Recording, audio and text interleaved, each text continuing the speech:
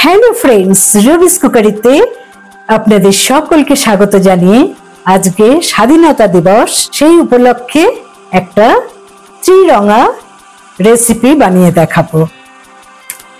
আমি ফরচুনের সুজি ইউজ করছি এই রেসিপি বানানোতে। নিলাম 1 কাপ সুজি।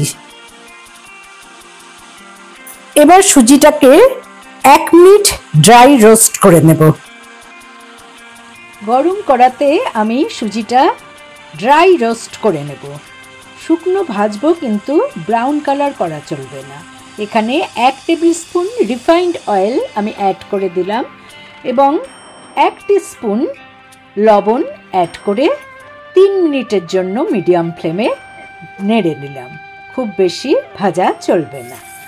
এবার ঠান্ডা করে একটা বড় বোলে আমি সুজিটা নিয়ে নিলাম। Baking soda 1/2 teaspoon baking soda এতে মিক্সড করে নিলাম 1 কাপ পরিমাণ টক দই।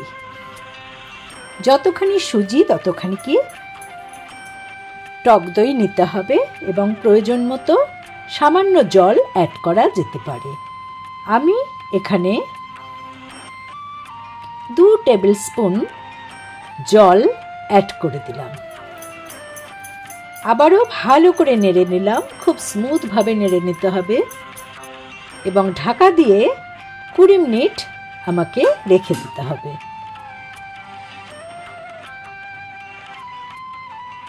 আমি কিছু কালার্ড ভেজিটেবল আজকে ইউজ করব, কারণ আগেই বলেছি আমি আমাদের পতাকার কালার দিয়ে ইডলিটা বানাবো।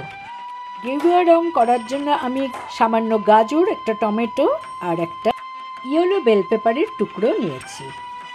এবার সবুজ রং করার জন্য আমি কিছু ধনেপাতা আর গ্রিন ক্যাপসিকাম নিয়ে নিলাম। ধনেপাতার বোটাটা ছাড়িয়ে আমি কুচি করে নিলাম এবং কিছুটা ক্যাপসিকাম নিয়ে আমি মিক্সিতে বেটে নিলাম।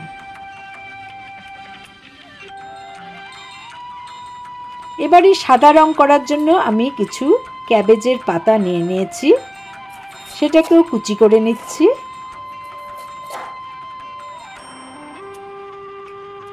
সাথে একটা মিডিয়াম সাইজ পেঁয়াজ।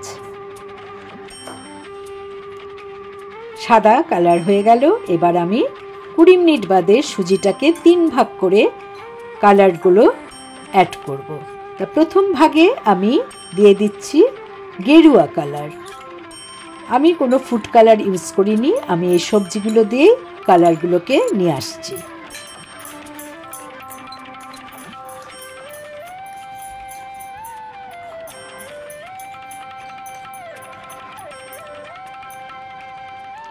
এবার একটা ইডলি প্যানে আমি তেল ব্রাশ করে নিচ্ছি।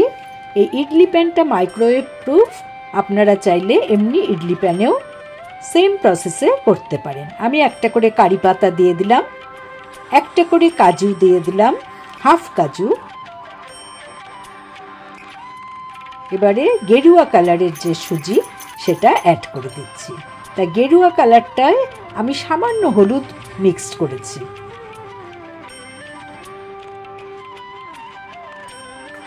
একটু ট্যাপ করে নিলাম। এবারে মাইক্রো ওভেনে আমি করছি ঠিক 3 মিনিট। এটাকে এমনি গরম করার মতো করে হিট দিতে হবে। এবার দ্বিতীয় ভাগ সুজিটা একটা বাটিতে নিয়ে নিলাম। তাতে আমি সবুজ রং করার জন্য ধনেপাতা, ক্যাপসিকামের কুচি দিয়ে দিলাম। ভালো করে নেড়ে নিচ্ছি।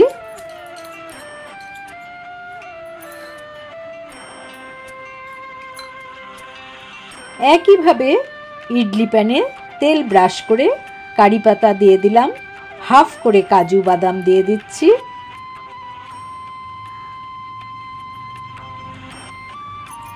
সবুজ রঙের সুজির গোলাটা দিয়ে দিচ্ছি।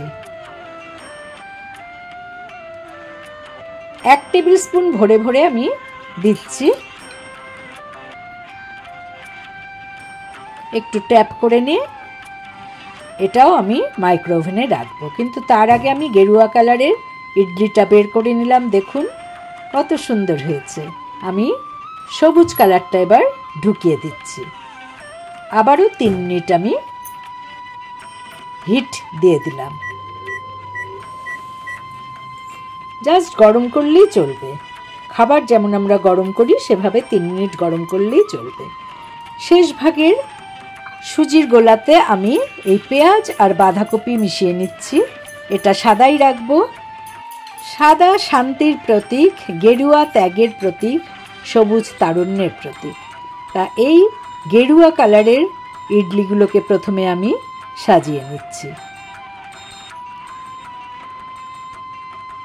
এইভাবে একে একে সাদা এবং সবুজ দিয়ে আমি পতাকার টাইপের ইডলিগুলোকে সাজিয়ে নিচ্ছি।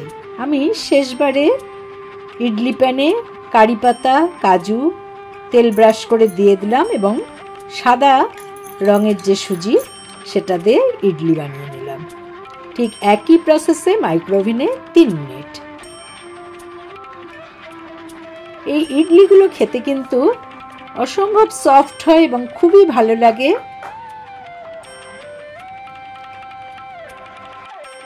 যে কোনো চাটনির সাথে, তেঁতুলের চাটনি বা সাদা চাটনি, যে কোনো চাটনির সাথে এটা খুবই ভালো লাগে। বাড়িতে অতিথি এলে এই ধরনের ইডলি দিয়ে আপনারা অতিথি আপ্যায়ন করতে পারেন। তাহলে ভালো লাগলো কিনা আমাকে অবশ্যই কমেন্ট করে জানাবেন। নতুন বন্ধুদের সাবস্ক্রাইব করার অনুরোধ রইল। পাশের বেল বোতামে অবশ্যই ক্লিক করতে ভুলবেন না, তাতে যখনই কোনো নতুন রান্নার রেসিপি শেয়ার করব তার নোটিফিকেশন সহজেই আপনাদের কাছে পৌঁছে যাবে। ভালো থাকুন, সুস্থ থাকুন। পরের এপিসোডে নতুন রান্নার রেসিপি নিয়ে হাজির হব আমি রুবি। Thanks for watching.